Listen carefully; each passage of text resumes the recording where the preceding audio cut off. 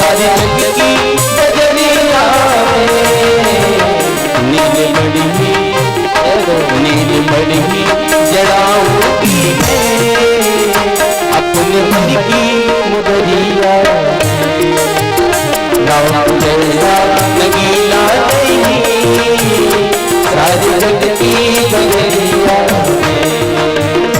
राम जैसा नगीला नहीं सारी जग की बजरिया सारी जग की बजरिया सारी जग की बजरिया। बोलो वृंदावन बिहारी लाल की। थोड़ी देवी जी की आवाज बढ़ा दे भैया। बोलो वृंदावन बिहारी लाल की। कृष्ण कन्हैया लाल की। राधा रानी सरकार की।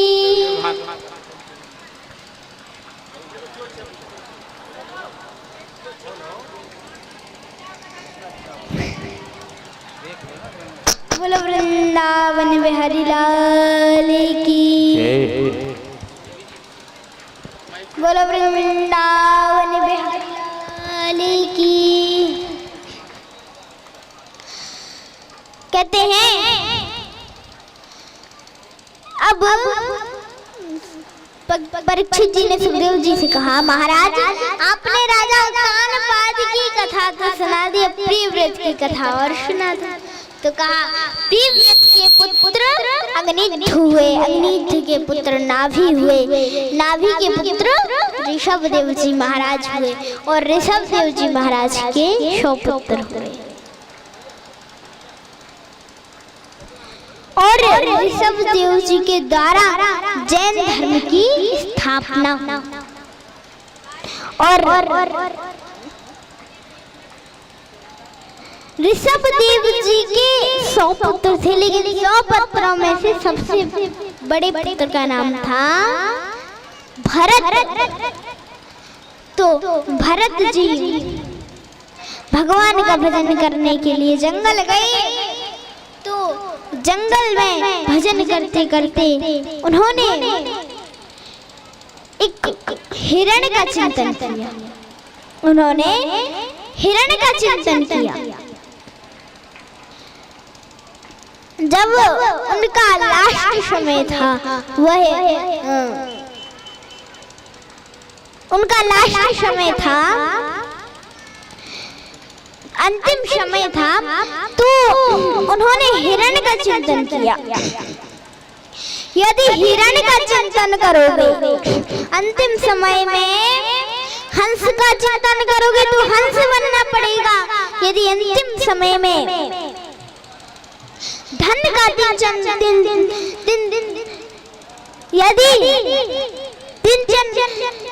चिंतन करोगे तो सर्प बनना पड़ेगा। और यदि परिवार का चिंतन करोगे तो कुत्ता बनना पड़ेगा। तो अंत समय में भरत जी ने हिरण का चिंतन किया तो हिरण बनना पड़ा। दूसरे जन्म में हिरण बनना पड़ा। और जब भरत जी में ज्ञानी तो थे, इसलिए भरत जी को सारा याद था कि मैं पहले जन्म में क्या था, कैसे। तो वो सूखी घास खाते थे। सब हिरण हिरनियां ताजी ताजी घास खाते, लेकिन भरत जी सूखी घास खाकर गुजारा करते। और एक दिन जंगल में आग लग गई, सभी हिरण हिरनियां भाग गई, लेकिन भरत जी वहीं पर बैठे रहे। तो अगला जन्म एक पंडित जी के यहाँ हुआ, भरत जी का। तो वहां पर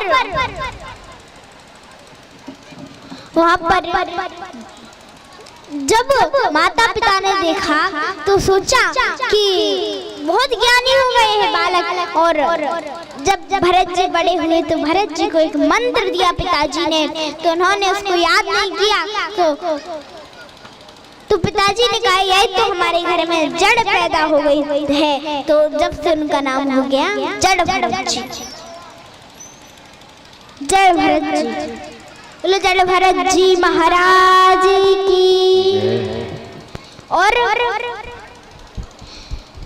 अब तो जब कुछ दिनों बाद जड़ भरत जी के माता पिता की मृत्यु हो गई, तो जड़ भरत जी के बस बच्चे भाई बहन, भैया भैया भाभी बस। तो जब वह कुछ काम नहीं करते, उन तो परिवार वाले कहते कि जाओ मेड़ बनाओ, तो गड्ढा खोद देते। कहो गड्ढा खोदो तो मेड़ बना देते, कहो दीवार बनाओ तो गड्ढा खोद देते, और कहो गड्ढा खोदो तो दीवार बना देते। अब तो घर परिवार वालों ने भरत जी से कहा जाओ खेत की रक्षा करो, तो कोई काम के नहीं रहे। और अब तो लेकिन भरत जी खेत में जाते तो क्या कहते, राम की चिड़िया राम की चिड़िया राम के खेत, आओ चिड़िया खाओ चिड़ियों भर भर पेट। और चिड़ियों को बुलाते हैं, भगाते तो नहीं है।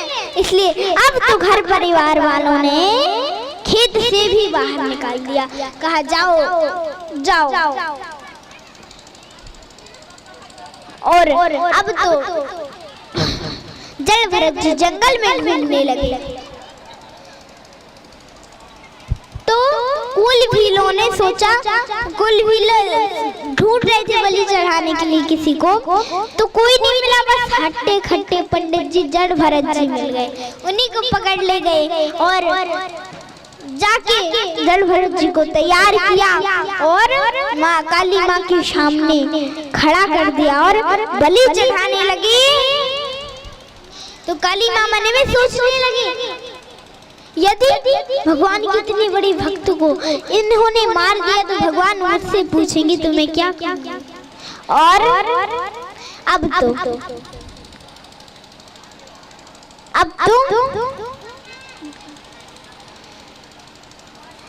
काली माँ प्रकट हो गई। जैसे बलि चढ़ाने को तैयार हुए, काली माँ प्रकट हो गई और सभी कुल भीलों का राम नाम सत्य कर दिया। और अब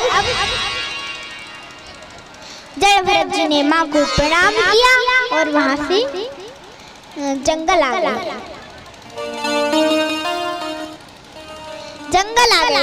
और जंगल में एक राजा रघुगण नाम की एक राजा रघुगण की पालकी जा रही थी।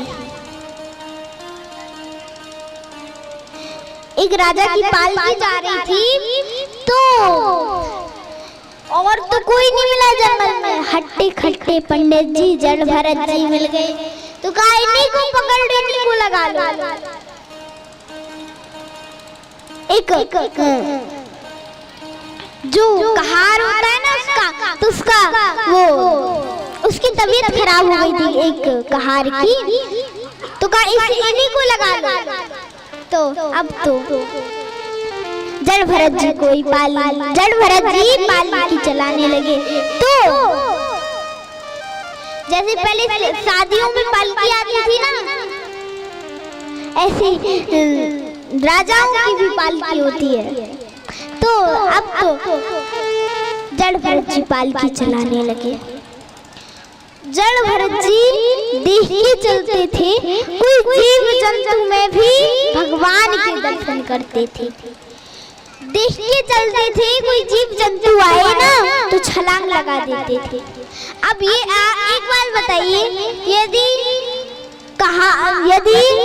पालकी चलाने वाला छलांग लगाए तो उसमें बैठने वाले की क्या हालत होगी बताइए?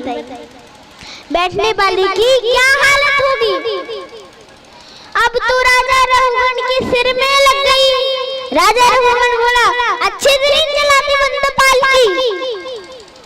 वो जो तीन कहार थे ना, वह बोले महाराज हम तो अच्छे से चला रहे, ये जो अभी मोटा ताजा आया है ना, ये राजा जी ने क्षमा कर दिया, राजा रघुगण ने क्षमा कर दिया। फिर कोई चीटी चीटा आया, फिर कोई चीटी चीटा आया, फिर से जल भरत जी ने छलांग लगा दी। अब तो फिर लग गई राजा रघुगण को, सिर में लग गई। राजा रघुगण को बहुत क्रोध आया, कहने लगा, राजा रघुगण बोला कि इतना मोटा ताजा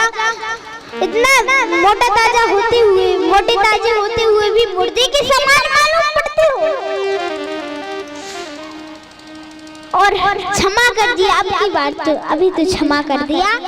फिर कोई चीटी छीटा आया, फिर जल भरत जी ने छलांग लगाई। अब तो राजा रघुगण को इतना क्रोध आया और कहा, यदि तूने पालकी अच्छे से नहीं चलाई तो ऐसी चिकित्सा करूंगा कि जीवन भर याद रखोगे।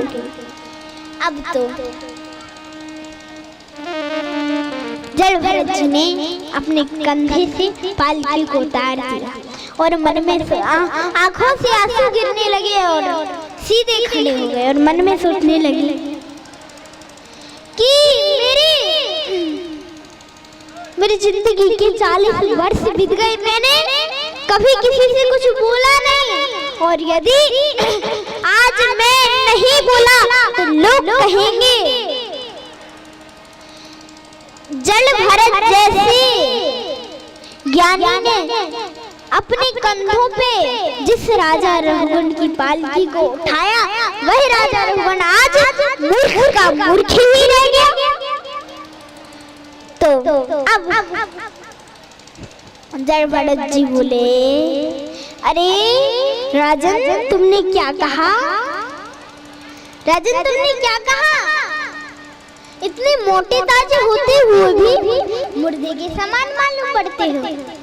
जल भरत जी ने कहा, मोटा होना,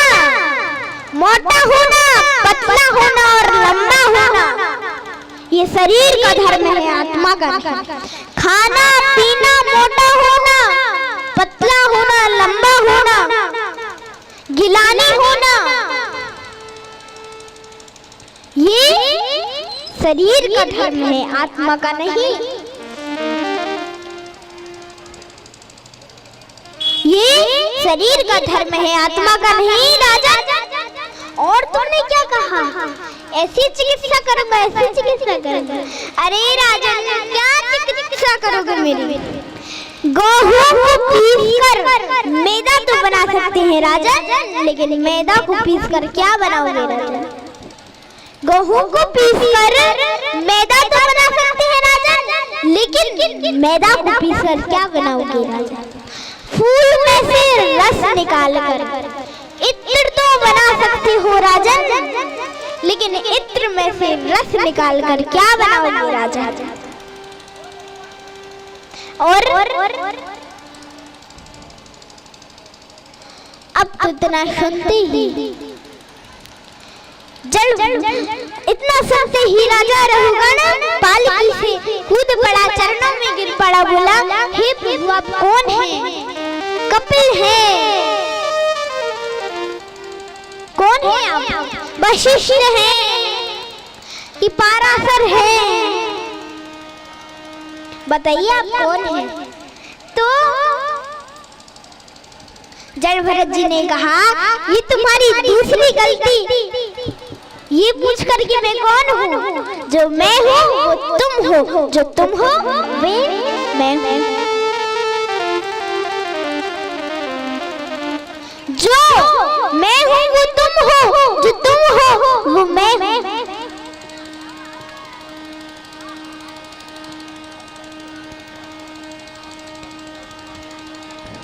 और कहा कि सूर्य के नीचे हजारों घड़ी रखते और उनमें जल भर दो और हर घड़ी में झांक कर देखो तो अलग अलग सूर्य दिखेंगे, हजार सूर्य दिखेंगे, लेकिन सूर्य कभी हजार नहीं होते हैं, सूर्य तो एक ही होता है। और कहा शरीर का धर्म इंद्रियों से है, शरीर का संबंध इंद्रियों से है, इंद्रियों का संबंध बुद्धि से है, बुद्धि का संबंध आत्मा से है और आत्मा का संबंध परमात्मा से है। आत्मा का संबंध परमात्मा से है। अब तो राजा रविगढ़ ने राजपाट छोड़ दिया और भगवान का भजन करने के लिए जंगल आ गया। बोलो वृंदावन बिहारी लाल की जय, कृष्ण कन्हैया लाल की जय।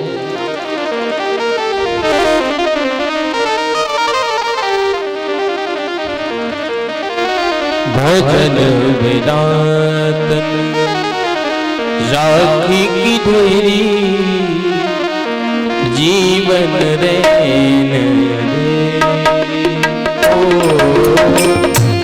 जीवन रैन भजन वेदांतन राखी की धुरी जीवन रैन